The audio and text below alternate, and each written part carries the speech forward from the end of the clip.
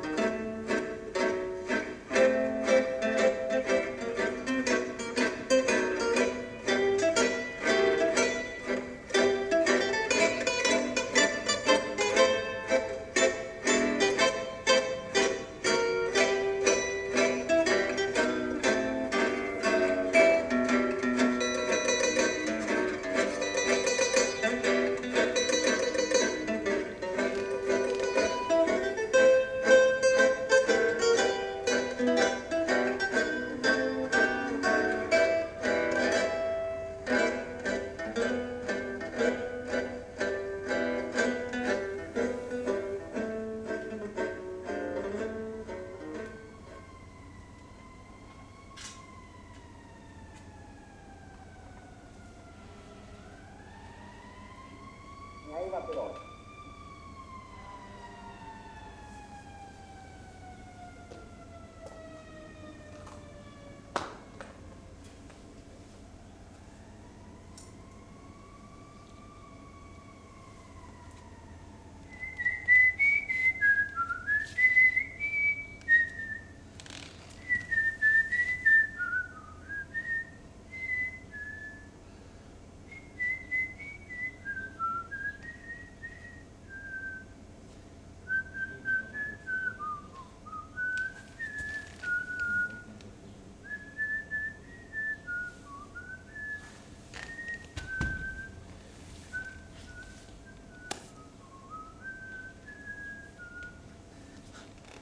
Tranquilo, tranquilo.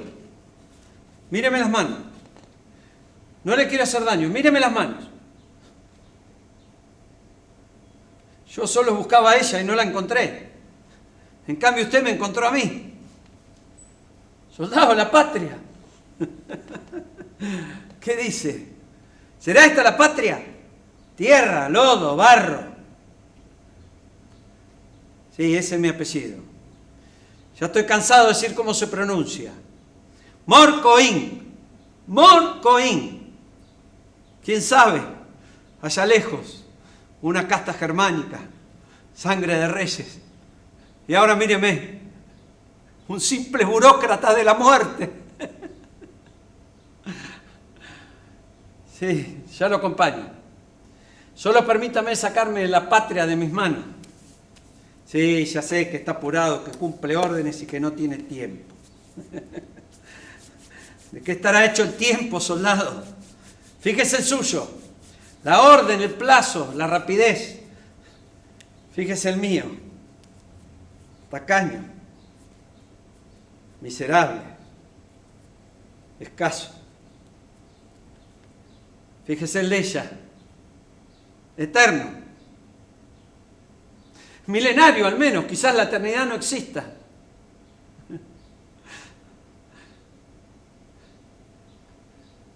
¿Pero qué?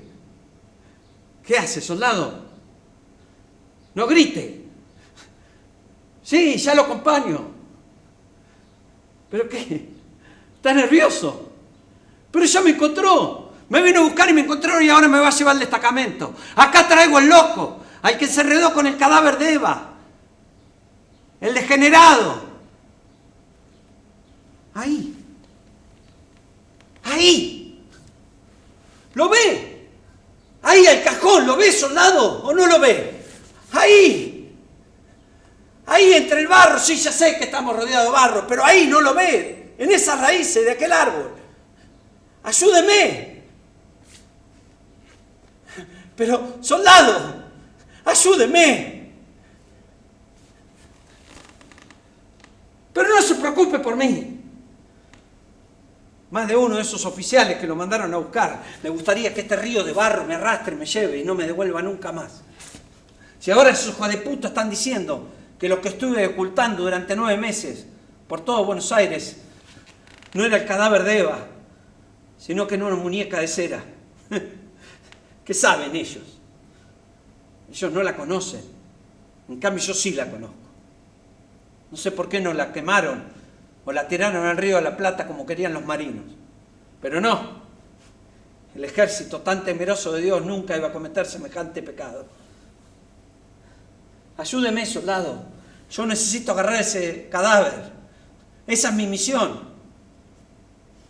Ayúdeme. No grite, soldado, ayúdeme. Yo necesito tiempo. Tiempo necesito, soldado. No quiero terminar como el mayor Arandía. Ahí fue el primero que le entregaron el cadáver. Pero el boludo no tuvo mejor idea que ocultarlo en el altillo de su casa.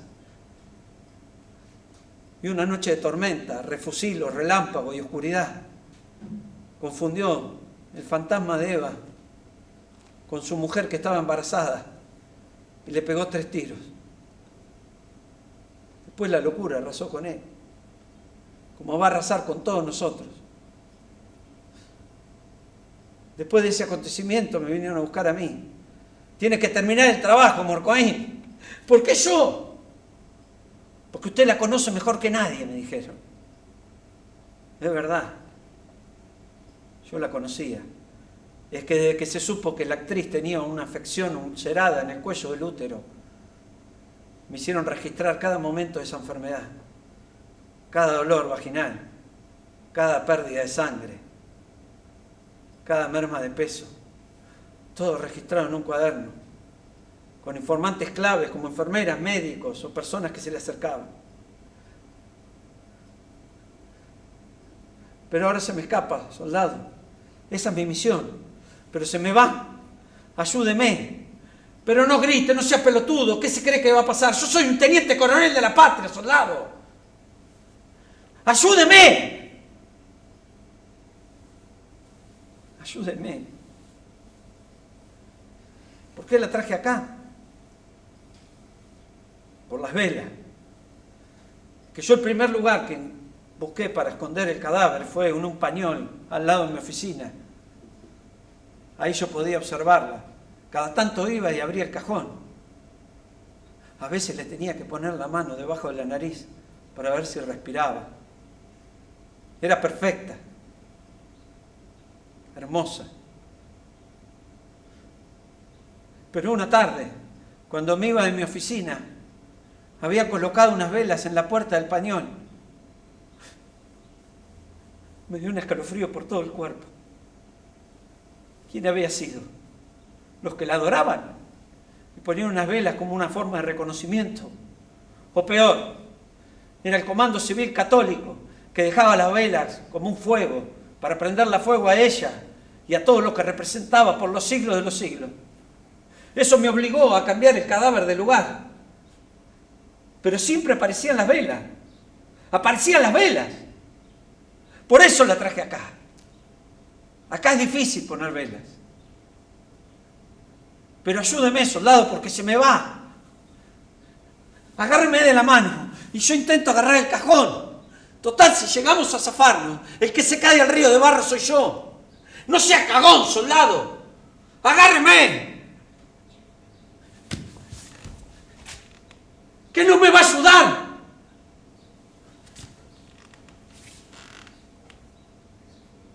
Se la tendría que haber dejado a la niña del cine Riarto. Era la hija de la encargada del cine que está ahí en la avenida Córdoba. Yo había dejado el cajón con el cadáver atrás de la pantalla de cine donde se proyectan las películas. Y una tarde ella la encontró. Y jugaba a las muñecas con Eva. Le servía té, le contaba cuentos. Ella fue la que me enseñó esta canción. Tengo una muñeca vestida de azul, con su camisita y su canesú. La llevé a paseo y se constipó. La tengo en la cama con mucho dolor. Esta mañanita me dijo el doctor que le dé jarabe con un tenedor. 2 y 2 son 4, 4 y 2 son 6, 6 y 2 son 8 y 8 16, y 8 24 y 8 32. A mi ma bendita me arrodillo en vos.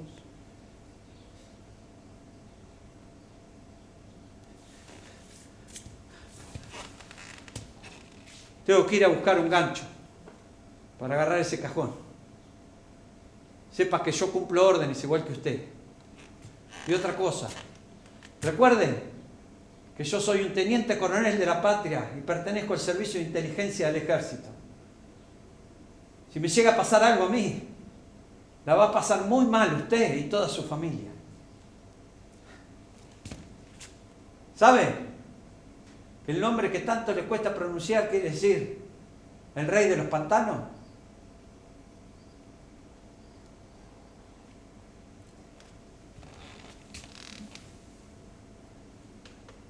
Me anunciará una decisión trascendental al pueblo de la nación. Compañeros, quiero comunicar al pueblo argentino mi decisión irrevocable y definitiva de renunciar al honor con que los trabajadores del pueblo de mi patria quieren honrar el histórico camino abierto. Quiero que el pueblo argentino conozca por mí misma las razones de mi renuncia indefinida. Declaro que esta determinación surge de lo más íntimo de mi conciencia y por eso es totalmente libre y tiene toda la fuerza de mi voluntad definitiva. No renuncio a la lucha ni al trabajo, renuncio a los honores. Por los trabajadores y por los descansados seguiré luchando como hasta hoy con el corazón y el pensamiento puestos en el general, que con la grandeza extraordinaria de su alma supo dejar mi decisión de estos días librada al arbitrio de su propia conciencia, de su propia voluntad. No tengo en estos momentos más que una sola misión. Que de mí se diga cuando se escriba el capítulo maravilloso que la historia seguramente dedicará a Perón, que hubo una mujer que se dedicó a llevarle al presidente las esperanzas del pueblo, y a esta mujer el pueblo la llamaba cariñosamente. Yo no quiero otro honor que este cariño. Estoy seguro que el pueblo argentino, que me quiere y que me comprende, acepta mi decisión porque es irrevocable y nace del corazón. Por eso, ella es inquebrantable e indeclinable. Y por eso me siento inmensamente feliz y a todos les dejo mi corazón. Vista la actitud tomada por la señora Eva Perón, y considerando que la actitud mencionada tiene carácter de decisión inquebrantable y definitiva, el Consejo Superior del Partido Peronista resuelve aceptar como razón de fuerza mayor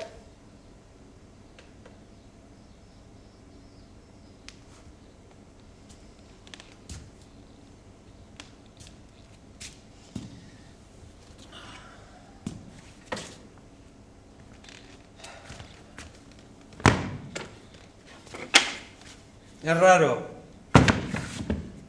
pero cuando uno está muerto, tiene que hacer todo solo.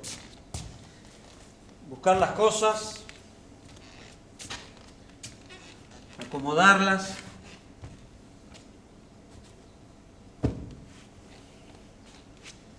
no olvidarse de nada.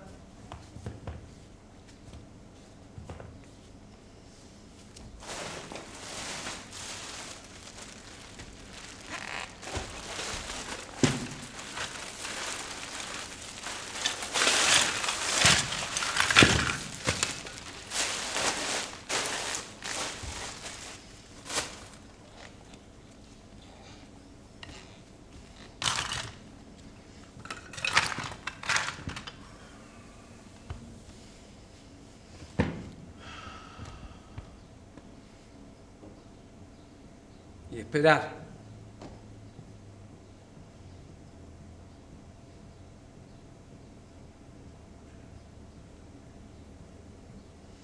Otra cosa que tiene que hacer uno cuando está muerto es que tiene que hablar solo, porque la muerte es una cosa bastante sola. Hablo con el hombre que siempre va a mi lado. Quien habla solo espera hablar a Dios algún día, decía Antonio Machado.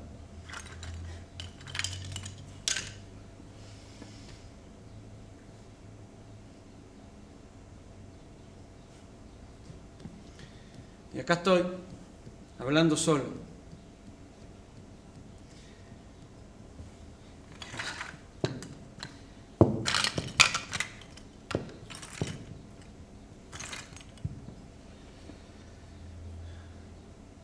Y acá estoy, esperando y hablando solo.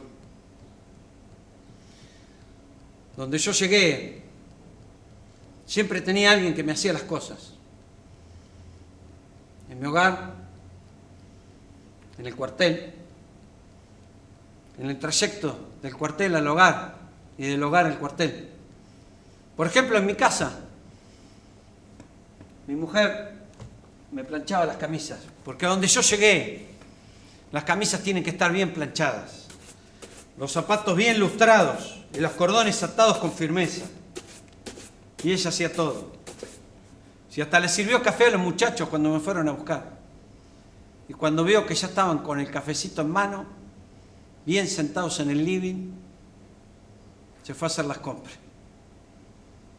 Pero mira que no darse cuenta de lo que estaba pasando. Esa era mi única solución. Que ella se diera cuenta que me estaban raptando. Pero no, ella tenía que hacer las cosas de la casa. Así que ni bien terminó, se fue. Y cuando se fue, ahí me dijeron los muchachos: ahora usted viene con nosotros. Y ahí se acabó lo que se daba. Tendría que haber hecho cosas en la casa, porque las consecuencias están a la vista. Y hay que rendirse ante la evidencia. Eso pensaba cuando me subieron al Peugeot 504 que habían estacionado en la puerta de mi departamento.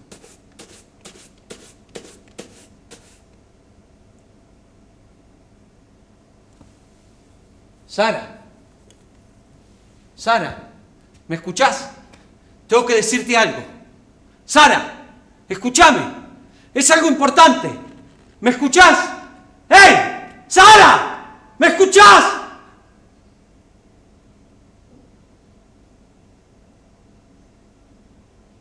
¿Cómo me va a escuchar? Si no me escuchaba cuando estaba vivo, me va a escuchar ahora. ¿Cómo mierda se hace?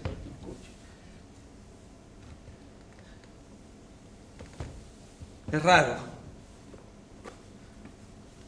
Pero cuando uno está muerto, el mundo se desdobla en dos mundos. O en un solo mundo que se refleja en un espejo deforme y degenerado.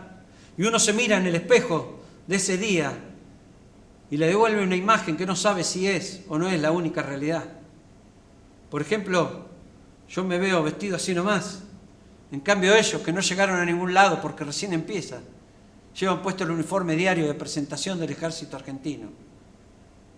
Yo estoy disfrazado de ellos y ellos están disfrazados de mí. Y después pasa lo que digo que pasa. Yo no tengo que hacer nada. Que ellos se encargan de todo. De pasarme del Peugeot 504 a la caja del Jeep Gladiator que habían estacionado a la vuelta de la Facultad de Ingeniería. De taparme bien tapado con fardo y de llevarme al campo La Selma, ahí cerca de la localidad de Timote. Cuando llegamos me bajan y me encierran en una pieza. Me dicen que espere, que no haga nada, que ellos se encargan de todo. Pues a las 2 horas vuelven con un grabador y empiezan el interrogatorio. Me hicieron un montón de preguntas. Por supuesto que no respondí ninguna. Y cuando se cansaron de mi silencio se fueron. ¿Pero qué pretendían estos pendejos que le dijera? Que nuestra misión era desperonizar el país, que ese fue el acuerdo entre las demás Fuerzas Armadas, la Iglesia y los empresarios más importantes de la Argentina. Pero los pendejos me acusaban a mí del bombardeo de Plaza de Mayo, del fusilamiento del general Valle y los 19 militares, o de la masacre de José León Suárez, de los peronistas. Nosotros estábamos haciendo una revolución. Y en toda revolución, a los contrarrevolucionarios se los mata. Cuando pensé eso, dije, estos pibes también están pensando hacer una revolución. Así que me van a matar. Por eso cuando me llevaron a cenar a la cocina a la noche, cambié de estrategia. Le dije, a ver muchachos, lo del bombardeo, el fusilamiento o la masacre, eso fue en otro momento histórico de la Argentina. Ahora estamos pensando en derrocar a Onganía y llegar a un gran acuerdo nacional y llamar elecciones con el peronismo adentro y así lograr ese gran acuerdo nacional que todos necesitamos. Saltaron como leche hervida. Lo que usted quiere es ponerle saco y corbata al peronismo y entregarlo a las clases dominantes y cipayas del país.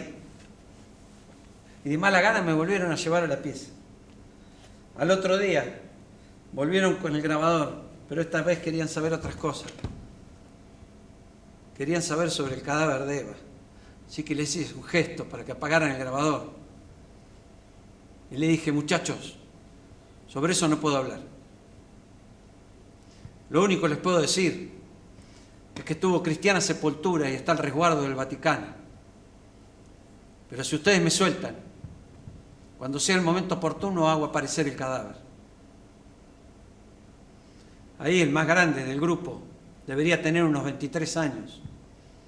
Me dice, general, póngase de pie.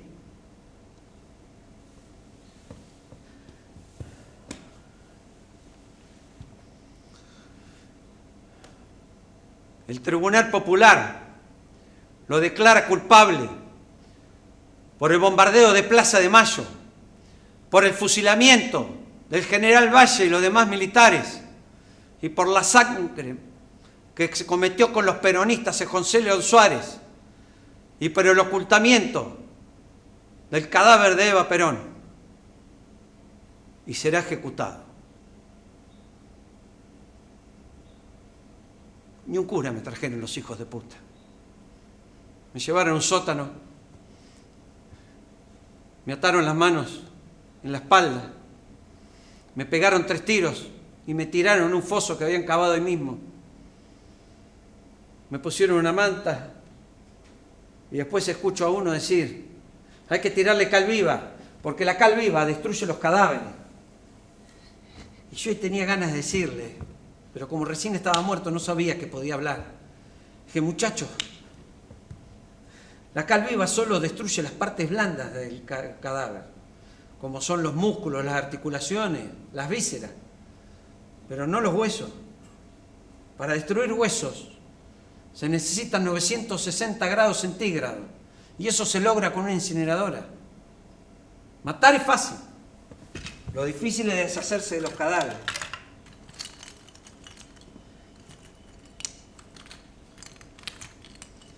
Y ahí estaba, tirado en la fosa. Me tiran tierra arriba. ¡Ey! Eugenio, Elena, hijos. ¡Hey! ¡Hey! Tengo que hablar, tengo que decirles algo importante. ¿Me escuchan? ¡Hey! ¡Hey! ¡Hey! ¡Hey! ¡Hey! ¡Hijos! ¿Me escuchan? Tengo que decirles algo importante. ¡Hey! ¡Hey!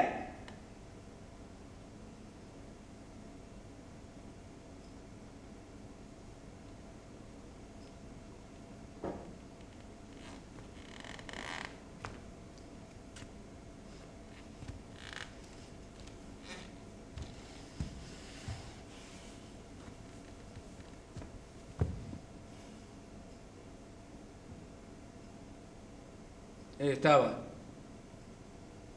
tirado en la fosa, recubierto de cal viva. Parecía una merluza rebozada en harina. Como les decía, me tiraron tierra arriba, pusieron unas baldosas.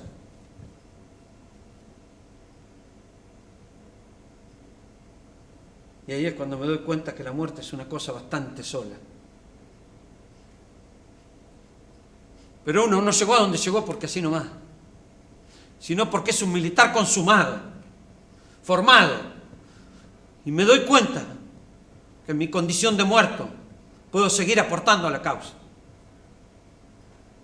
destruyendo evidencia. Fui enterrando mis manos en la tierra arcillosa, gusanada, sacando huesos resecos, blancos.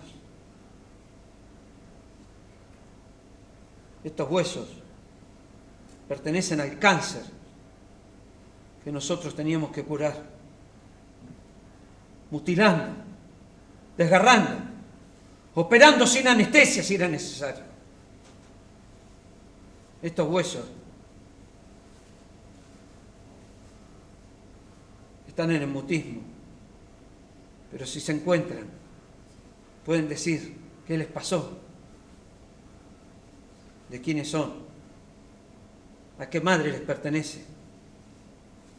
Así que empecé a juntar huesos y empecé a destruirlos. Le tengo más miedo a los muertos que a los vivos, porque los vivos se pueden callar por miedo o porque se van olvidando a través de los tiempos, pero estos huesos siempre hablan. Y estaba destruyendo evidencia. Escucho que sacan las baldosas de arriba mío, sacan la tierra. Y 2 tipos me agarran la extremidad y me sacan para afuera. Hacían arcada del olor que hacía esta frazada. Y empiezan a discutir. ¿No ves que es Aramburu? ¿No te das cuenta? Tienen los zapatos bien lustrados y atados con firmeza. Después me sacan una foto y sé que me van a enterrar en Recoleta con todos los honores. Pero después, no sé bien, pero en algún momento los montoneros me van a volver a raptar. Pero esta vez no para matarme porque ya estoy muerto. sino para pedirle y exigirle a Isabelita que traiga el cadáver de Eva que había dejado en España. Y una vez que lo consiguen, me van a poner en un auto disfrazado de ambulancia, me van a estacionar en el barrio de Palermo. Me van a encontrar. Y ahí me van a querer volver a llevar a Recoleta. A Recoleta no. Entiérrenme en otro lado. En otro cementerio, en otra ciudad. Pero no en Recoleta. En otro país entiérrenme. Pero no en Recoleta. En Recoleta la van a enterrar a ella. Y a ella le van a llevar flores. Le van a prender vela. Eugenio, Sara, Elena, en Recoleta no. En Recoleta no.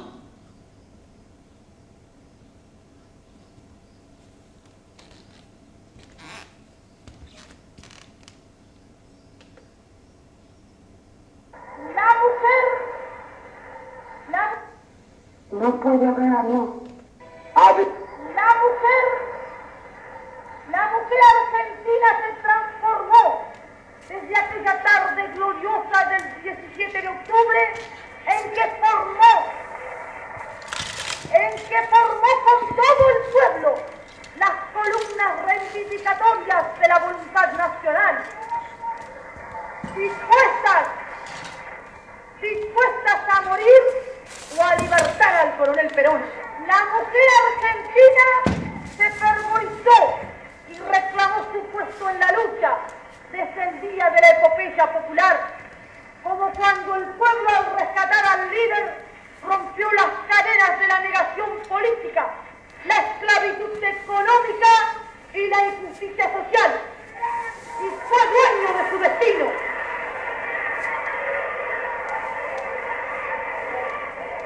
La mujer argentina se transformó desde el instante preciso que encontró a su líder y puso su fe en el coronel Perón, cuyos nervios, templados en la tormenta, vibraban con un corazón desbordante de afecto por su gloriosa vanguardia de descabitados. Algunas voces femeninas han intentado, en el curso de los años, señalar los males existentes.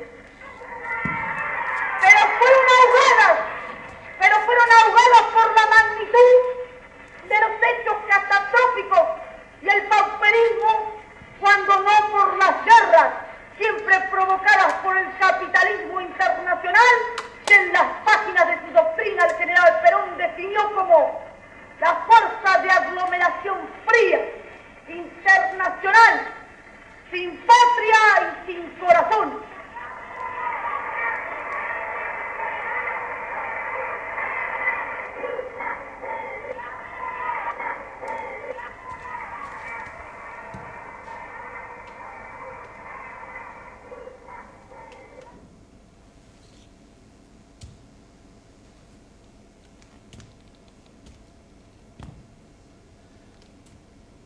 ¿Usted sabe dónde están los vestidos que le regalaron de España?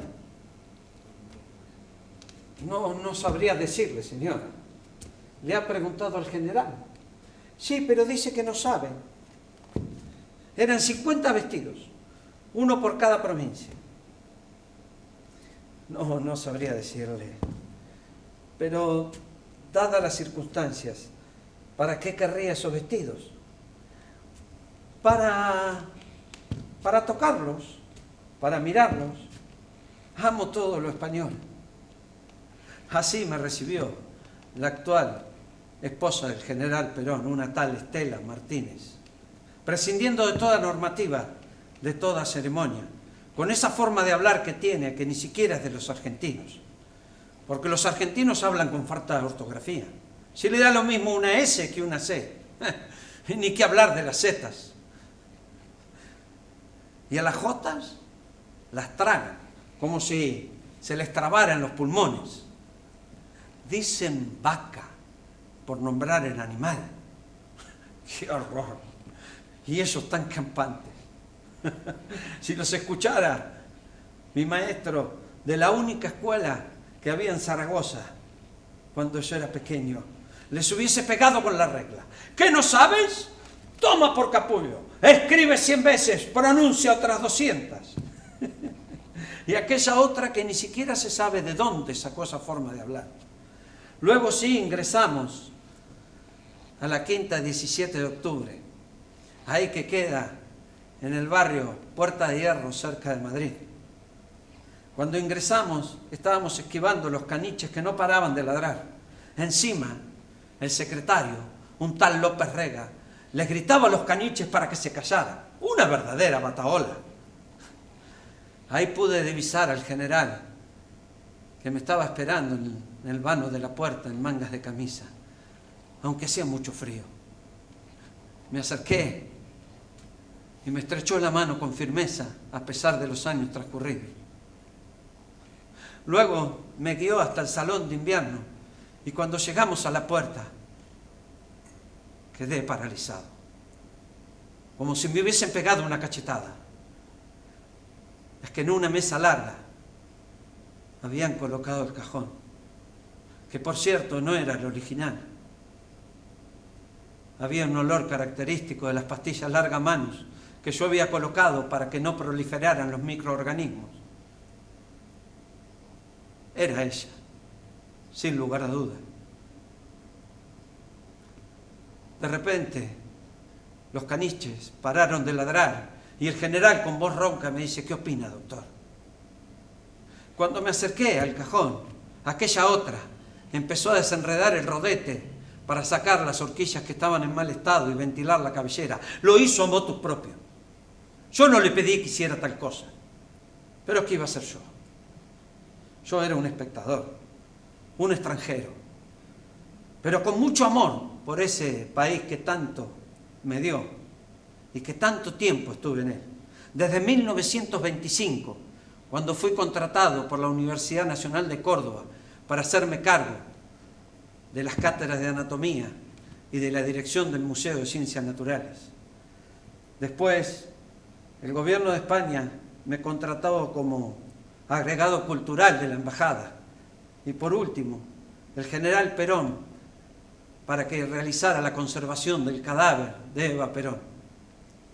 Pero todo eso no me da derecho a tomar partido ni por uno ni por otros, sino desear que todo sea para su bien. Y eso que estuve en momentos muy importantes del país, no como aquella otra que ni siquiera la vio en persona. Yo participé del acto del 17 de octubre de 1950 como agregado cultural y participé desde uno de los balcones de la Casa Rosada, que es la casa de gobierno de Argentina.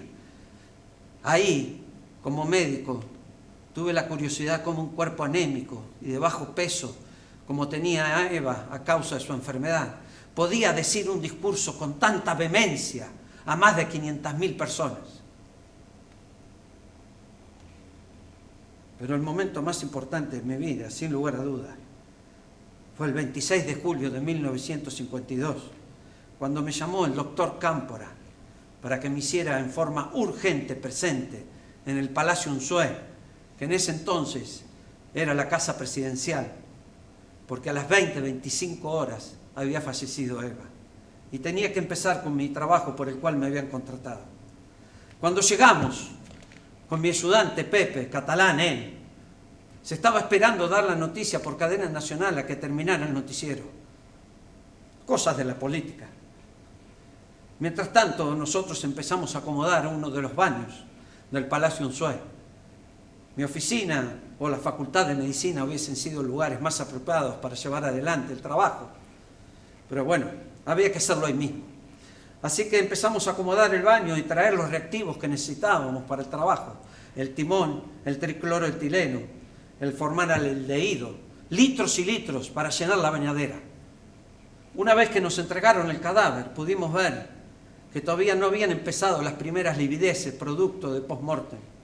Así que empezamos a drenar, irrigar, inyectar. Luego tuvimos que sumergir el cadáver en los reactivos. Para eso tuvimos que desinflar los pulmones. Y así todo tuvimos que sostener el cadáver en el fondo de la bañadera. Estuvimos horas sosteniendo el cadáver. Los guantes de goma se nos habían ablandado. Parecían pan en sopa caliente. No sé qué horas serían, pero recién a la madrugada pudimos decirle al general que el cuerpo era incorruptible. Pero bueno, me fui por las ramas, Dios. Mi mujer siempre me dice, te vas siempre por las ramas. Pepe, Dios. Bueno, uno no llega a los 80 años así porque sí. Pero bueno, volviendo a la quinta, 17 de octubre, que es por lo que los hice venir hoy acá. Aquella otra, cuando terminó de ventilar la cabellera, agarró una tijera y cortó la túnica para poder observar el cuerpo y las piernas y así poderlas limpiar, cosa que yo no creí que fuera necesaria.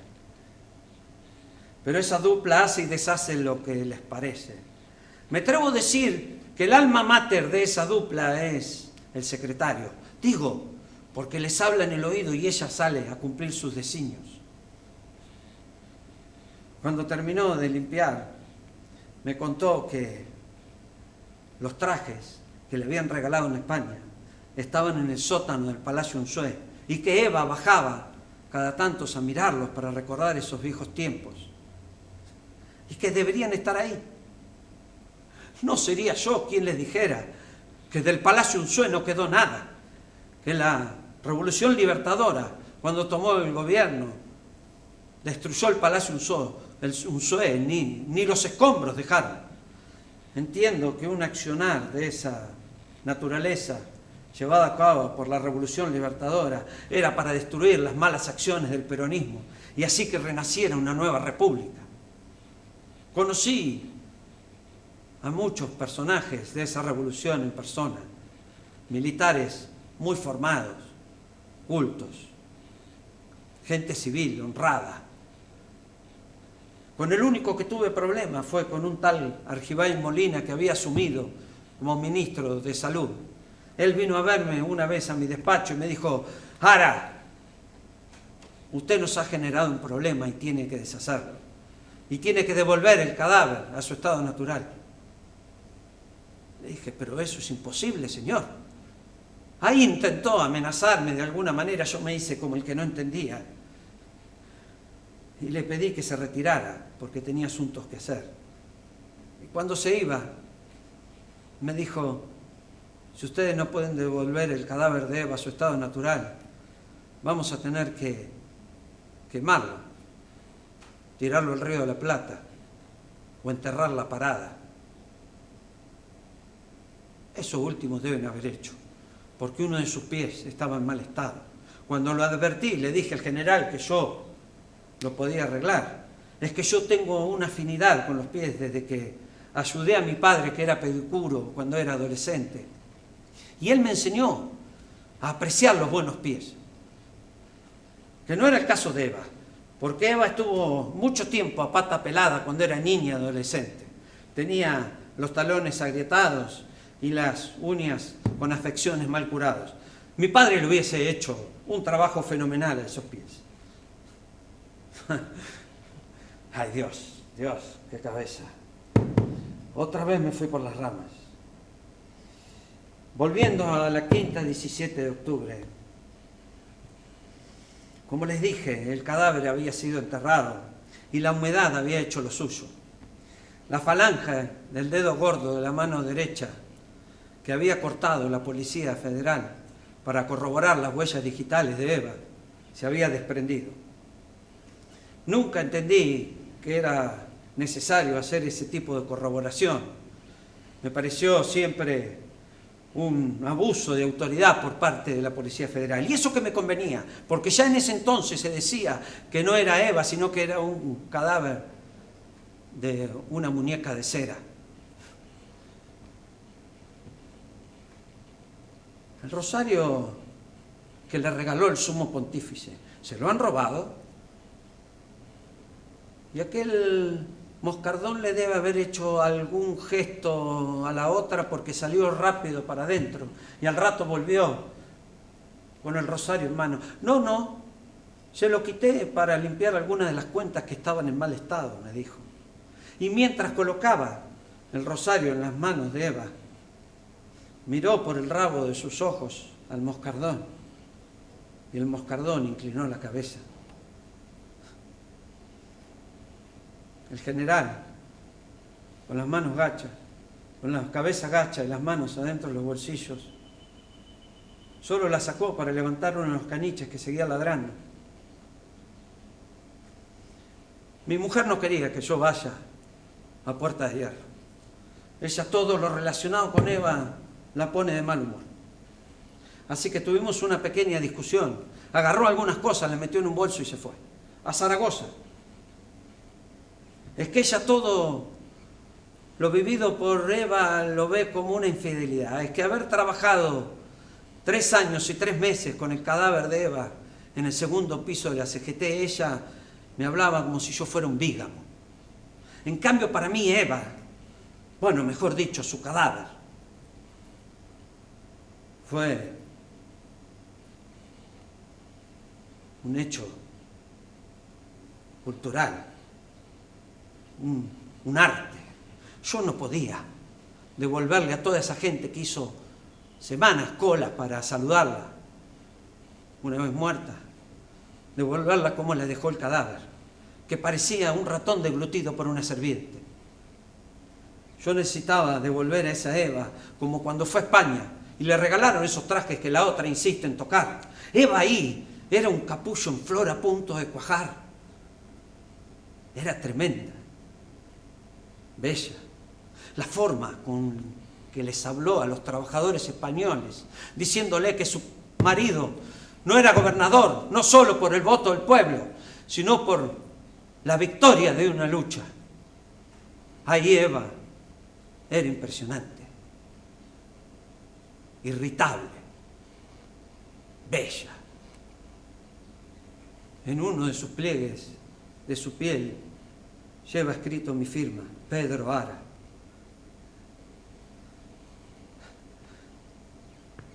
Pero bueno, tuve que sufrir muchas críticas, tuve que dar muchas explicaciones.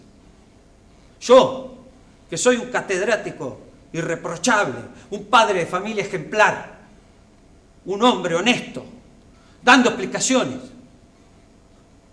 Por eso los hice venir hoy acá, para que escuchen mi relato de lo sucedido en la Quinta, 17 de octubre, ahí en Puerta de Hierro, cerca de Madrid. Para que después no digan otras cosas de lo sucedido. Así que yo les quiero agradecer el haber venido.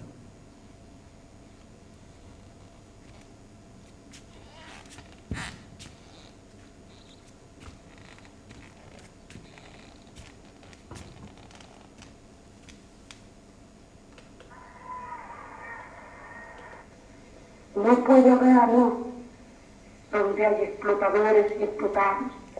No puede haber amor donde hay oligarquías dominantes llenas de privilegios y pueblos desposeídos y miserables, porque nunca los explotadores pudieron ser ni sentirse hermanos de sus explotados, y ninguna oligarquía pudo darse con ningún pueblo el abrazo sincero de la fraternidad.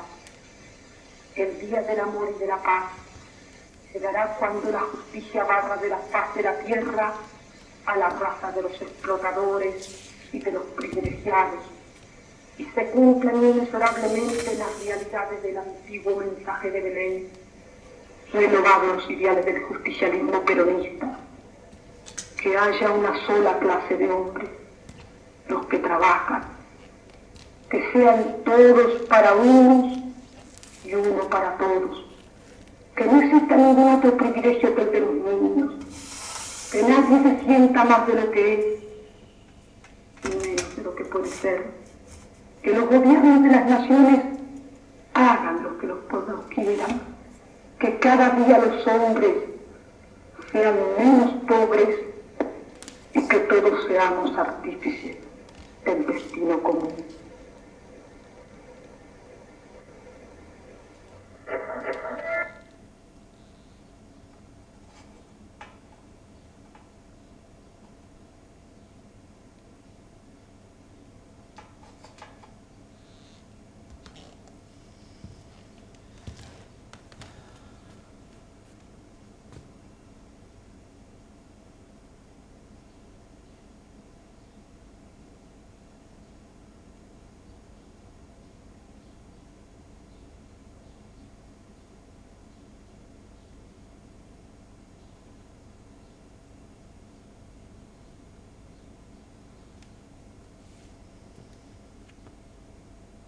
La ceremonia ha terminado.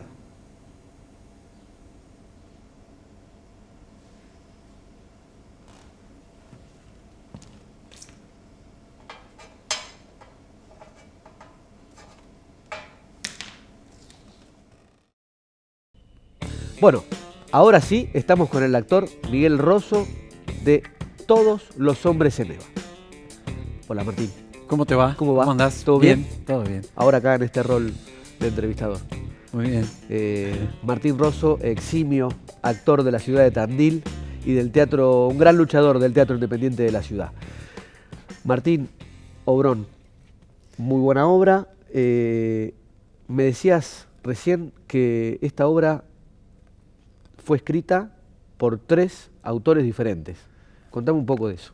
Sí, la verdad es que el origen de la obra fue a partir de que vi una película que se llama Eva no duerme, donde aparecen estos 3 personajes, donde ahí dije, bueno, quiero hacerlos a estos personajes.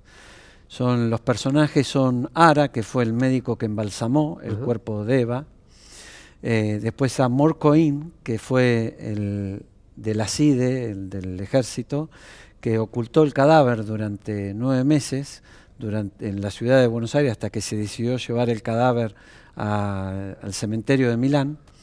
Y después hago a Aramburu, que fue secuestrado por los montoneros, y uno de los objetivos que tuvieron los montoneros era que les dijera dónde habían ocultado el cadáver de Eva.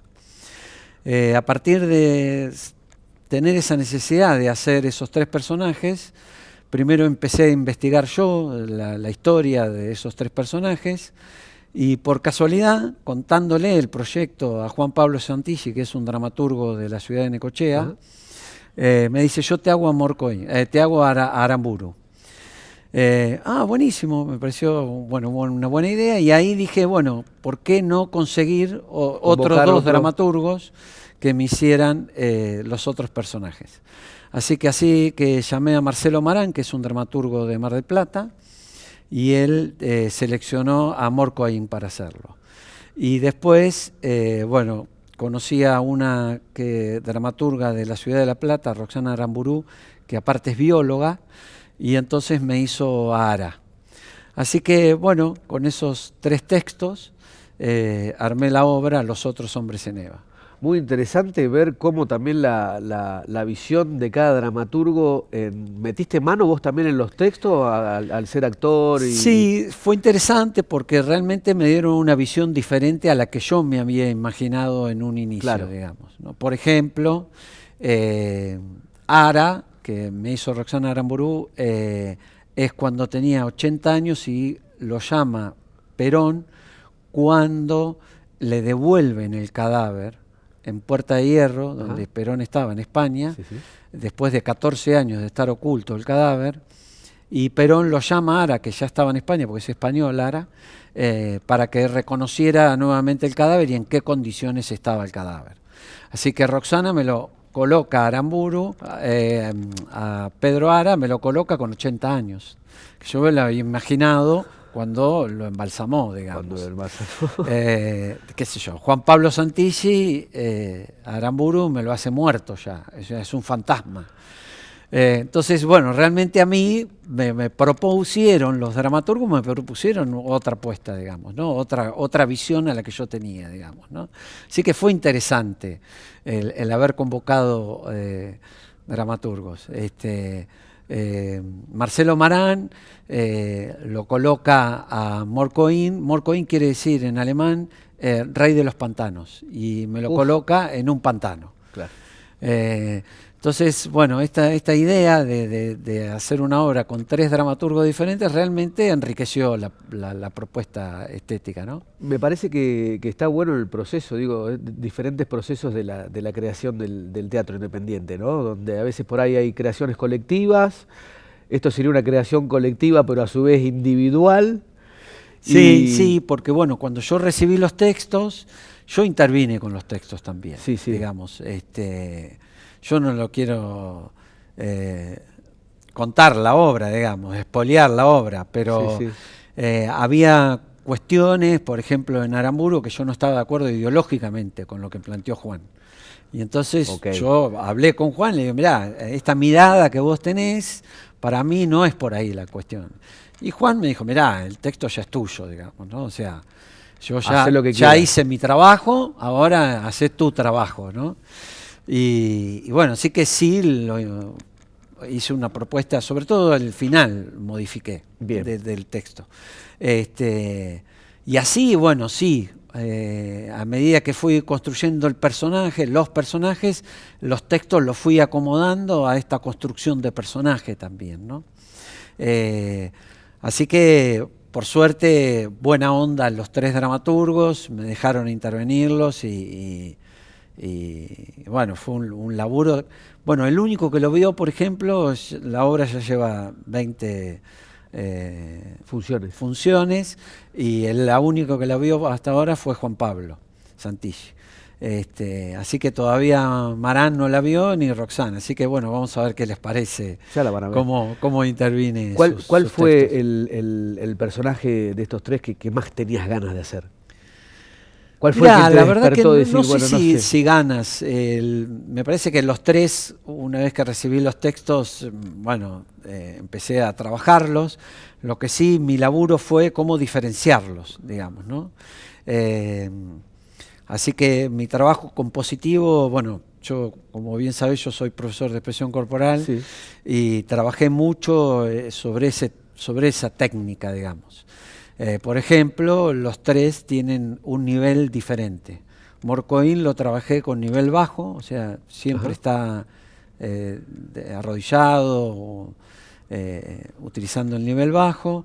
Aramburu está en nivel medio, trabaja mucho sobre una silla, y Ara está parado. O sea, trabajé 3 niveles y eso me implicó hacer una investigación de los 3 niveles. Claro. Como para... otra cuestión tuvo que ver con la corporidad de los 3 personajes. Cuando hablo de corporeidad estoy hablando de cómo ese cuerpo interviene en el espacio. Morcoín tiene una gestualidad muy particular. Aramburu es muy militar en su concepción. Y Ara, bueno, los 80 años, que me propone la dramaturga que tenía 80 años, bueno, la vejez tuvo también una intervención, la postura corporal de los 80 años, claro, una condicionante. Implicó mucho trabajo en mí, digamos, ¿no? Y sobre todo que es español también, así que la forma de hablar también tuvo mucha intervención en la composición del personaje. Después tuvo que ver también la luz, o sea... en cada uno de los personajes. Cada uno sí es muy oscura la obra, muy tenebrosa, por decirlo de alguna manera, pero sí los colores intervienen, ¿no? El primer personaje, que es Morcoín, está en las tonalidades de azules, Aramburu está en tonalidades rojos, y en cambio Ara está en tonalidades caramelos. Claro. Así que la luz también intervino en la composición. ¿Y cómo fue el laburo con tu hijo desde el lado de la dirección? La verdad que fue muy interesante. Yo empecé a trabajarlo solo, al hacer el trabajo compositivo, pero llegó un momento en que estas diferencias que yo notaba que necesitaba, no la podía, yo no me percibía en las diferencias. Y entonces necesité de una mirada externa que empezara a trabajar. Así que bueno, justo yo estaba laburando en la pandemia, trabajaba en el garage de casa. Claro. Bueno, Juan estaba en casa, Juan es teatrero también, para los que no lo conocen, así que le pedí a Juan que empezara a mirarme. Y la verdad que yo primero fue como una invitación a mirarme, ¿viste?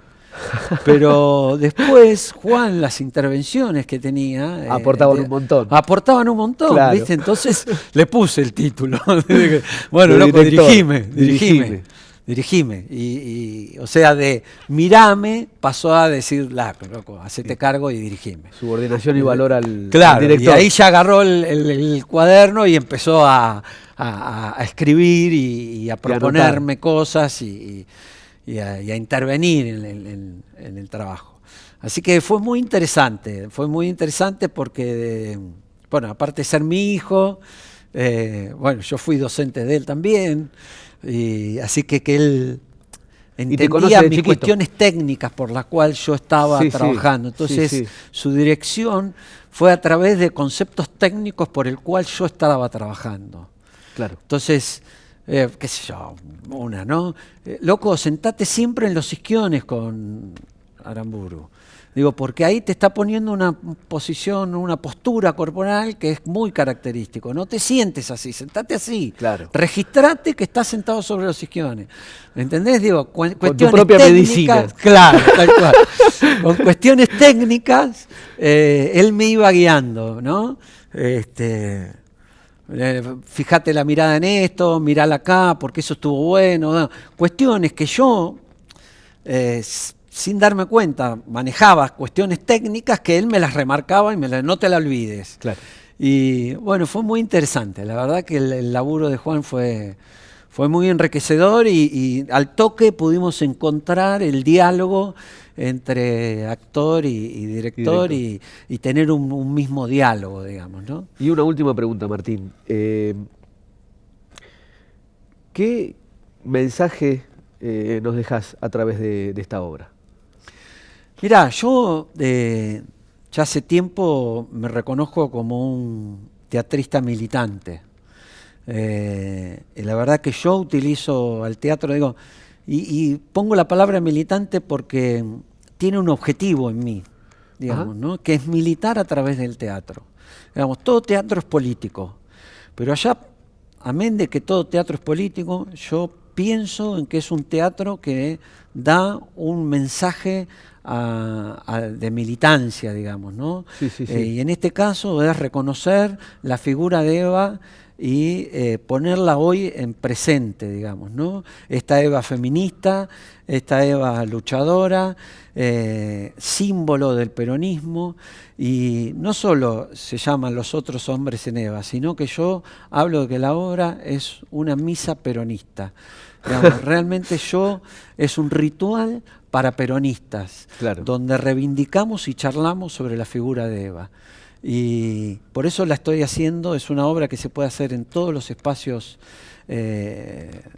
no convencionales que se pueden hacer, en PJs, en unidades básicas, en centros culturales, en bibliotecas populares. Está armada, digamos, para hacerla la obra en cualquier espacio, sí, en un patio, y convocar, obviamente, que no es solo para compañeros, pero claramente yo poner que es una misa peronista, sí, la mayoría de los compañeros se van a acercar y van a ver. O por lo menos el que va sabe a lo que va, digamos, ¿no? Y hablo de misa porque es un ritual y yo la aparento con la misa ricotera, digamos, ¿no? Donde los que van a un recital de Los Redondos es porque saben a lo que van y que va a haber pogo y que vamos a saltar y, digamos, esa mística que tiene la misa ricotera. Y yo lo que intento con esta obra que tenga esa mística, ¿no? Una mística de ritual donde nos encontramos todos los que entendemos o percibimos y tenemos en nuestras vísceras a Eva, ¿no? Martín, muchísimas gracias, viejo. No, gracias a vos. Así pasaba Martín Rosso con Los otros hombres en Eva y esta misa peronista, como dice él. Gracias. No, gracias a vos.